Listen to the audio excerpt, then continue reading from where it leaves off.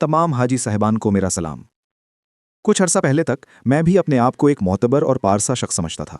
मेरा ख्याल था कि मैंने कभी करप्शन नहीं की, या यूं कहें कि मुझे पता ही नहीं चला कि जो कुछ मैं करता रहा हूं वो करप्शन के जुमरे में आता है, क्योंकि मेरा पूरा खानदान, जान पहचान वाले, यार दोस्त, क्लास फेलोज, हम मनसिब, सीनियर्स और जूनियर्स में से ज़्यादातर को यही करते पाया। लेकिन अल्लाह का शुक्र है कि मैं इसी गलत फहमी के साथ मर नहीं गया और ज़िंदगी की एक्सटेंशन मिलते मिलते 58 साल गुजर गए। 1 अप्रैल को मेरी सालगिरह है। इसी दिन लोग अप्रैल फूल भी मनाते हैं। आप भी यही समझेंगे कि मैं मजाक कर रहा हूँ, लेकिन इस दफ़ा मेरी ये कहानी सच्ची है। वैसे पैदा तो मैं भी नेक ही हुआ था, मासूम और भोला भाला सा। बस ज़माने की हवा और माहौल ने मुझे करप्ट बना दिया। या फिर ये सारा कसूर शैतान का होगा, जो अभी रमज़ान में कैद था। बस इसी का फ़ायदा उठाकर मैंने ये मजमून लिखना शुरू कर डाला, ताकि शैतान के रिहा होने तक आप लोगों को सच सच बता दूं, वरना अपने आप को करप्ट या गलत समझना बहुत मुश्किल काम है। इससे पहले कि मैं अपने कारनामे आपको बताऊं, करप्शन को समझना ज़रूरी है।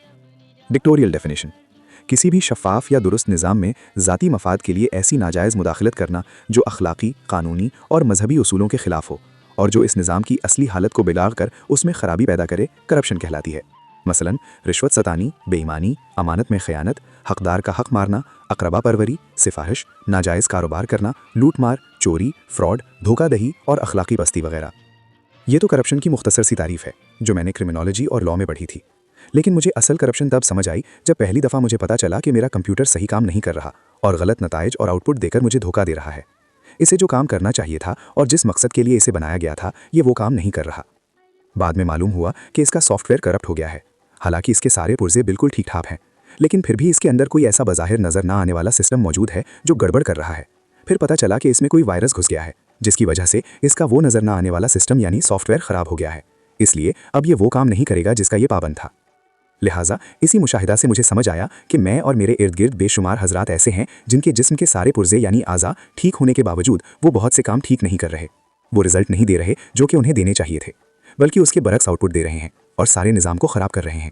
इसका मतलब ये हुआ कि उनके दिमाग में भी बहुत से वायरस घुस चुके हैं। बस मेरी करप्शन की परसेप्शन इसी के इर्द गिर्द घूमती है। अगर आपके सारे आज़ा ठीक ठाक और फंक्शनल हों, लेकिन फिर भी आप अपनी वो जिम्मेदारियां पूरी ना करें जो कि आप पर फ़र्ज़ थीं और आप ड्यूटी बाउंड थे, या आप सही नताइज ना दे रहे हों, या आपकी नीयत ख़राब हो चुकी हो, तो फिर बिलाशुबा आप भी करप्ट हैं। मेरी करप्शन की दास्तान वैसे तो बहुत तवील है, सारी बातें बताने के काबिल भी नहीं। अखलाकी और कानूनी मजबूरी और प्रोफेशनल एथिक्स इसकी इजाज़त भी नहीं देते। लेकिन कुछ नॉन कॉन्फिडेंशियल में से आपके साथ शेयर कर लेता हूँ। याद रहे, इनमें कुछ काम अगर मैंने अकेले किए हैं तो बहुत से काम आपको करते हुए देखा है। इसलिए अगर आपके किसी करतूत, मेरा मतलब है कि कारनामे से कोई मुमासलत हो जाए, तो ये महज इत्तेफाकिया होगी। मेरा किसी को टारगेट करने का कतई कोई इरादा नहीं। अब अगर इस हम्माम में हम सब नंगे हैं तो इसमें मेरा कोई कसूर नहीं।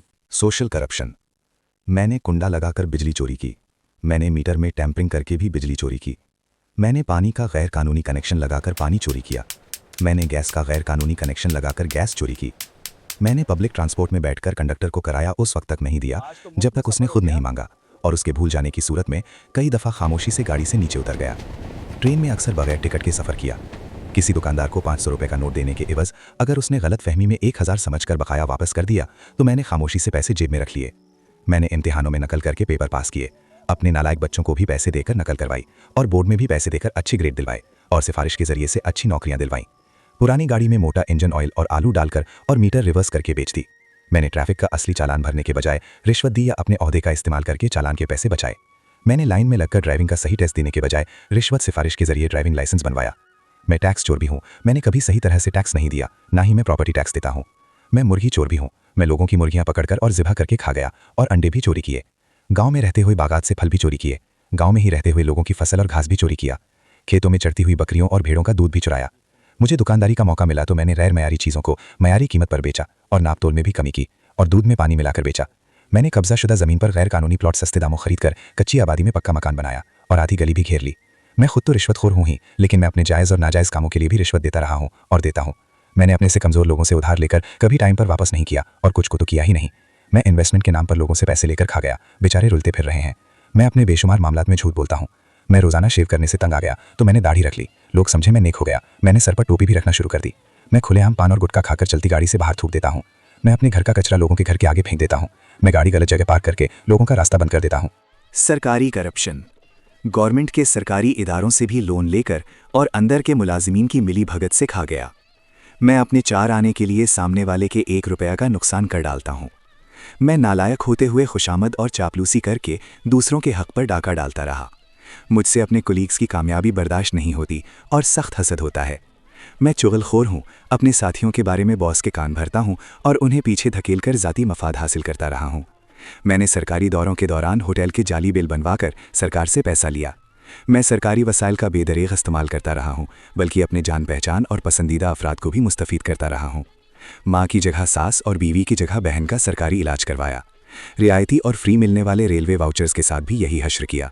सरकारी अद्वियात अपने रिश्तेदारों में बांटी, बल्कि कई दफ़ा तो जमाशुदा अद्वियात मेडिकल स्टोर पर जाकर बेच दी। घर में गैर कानूनी तौर पर सरकारी मुलाजिमीन रखे और ज़ाती काम करवाए।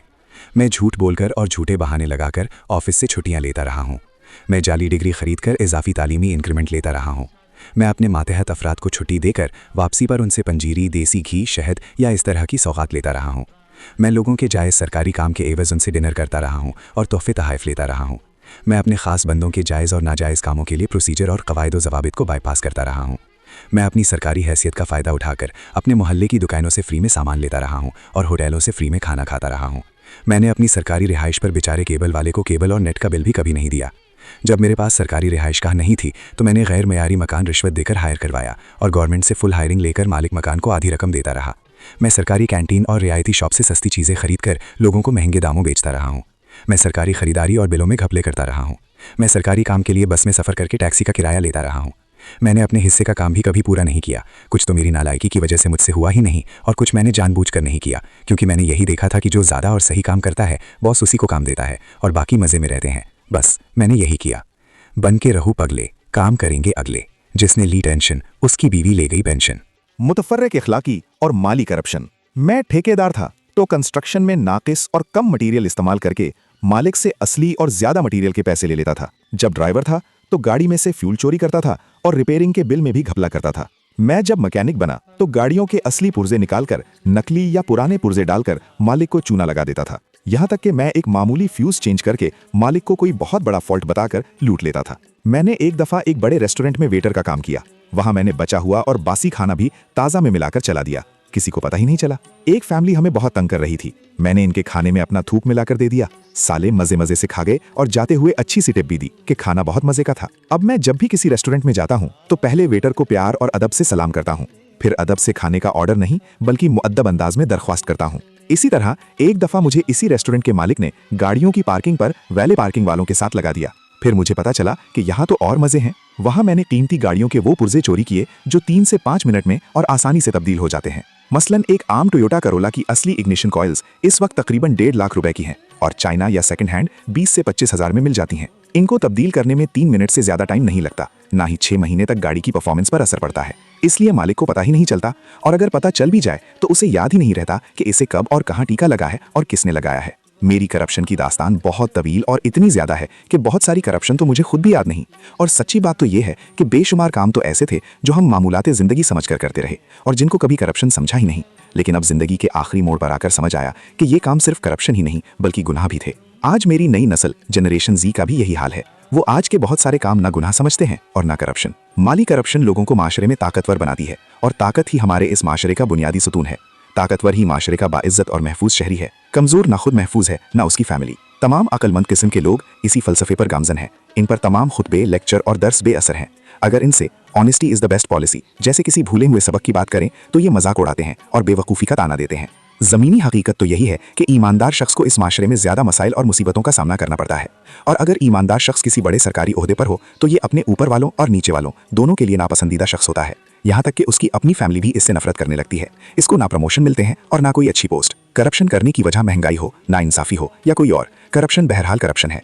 जिस तरह कंप्यूटर और मोबाइल का पुराना सॉफ्टवेयर अगर अपडेट ना किया जाए तो ये करप्ट हो जाता है, इसी तरह अगर जहनी निज़ाम की मालूमात अपडेट ना की जाए तो इंसान भी करप्ट हो जाता है। हलाल और हराम की तमीज़ खत्म हो जाती है। आपके पास ऐसी तहरीरें पढ़ने का टाइम नहीं होता। आप अब इस उम्र में देखने के ज़्यादा शौकीन हैं, इसीलिए मैं भी आपको दिखा रहा हूँ। आईना नहीं वीडियो, क्योंकि मुझे पता है कि आप मेरी तहरीर पूरी नहीं पढ़ते। अगर पूरी वीडियो देख लें तो मुझे एक्नॉलेज ज़रूर करें और अगर ऐसी बेहुदा तहरीरों से तंग आ चुके हैं तो मुझे इन्फॉर्म कर दें ताकि आइंदा आपको डिस्टर्ब ना किया जाए। शुक्रिया। और आखिर में आपको बताना चाहता हूं कि आप चाहे कितने बड़े पारसा और मुत्तकी क्यों ना हो, लेकिन अगर आपके इर्द गिर्द करप्शन हो रही है और आप खामोश हैं तो फिर आप भी इस करप्शन का हिस्सा हैं, क्योंकि ये खामोशी भी एक करप्शन है। मुझे उम्मीद है कि आपको पक्का यकीन हो चुका होगा कि मैं वाकई करप्ट हूं। अगर आप भी मेरे जैसे हैं तो खामोशी इख्तियार करें और अगर अच्छे हैं तो इस वीडियो या तहरीर को आगे फॉरवर्ड कर दे।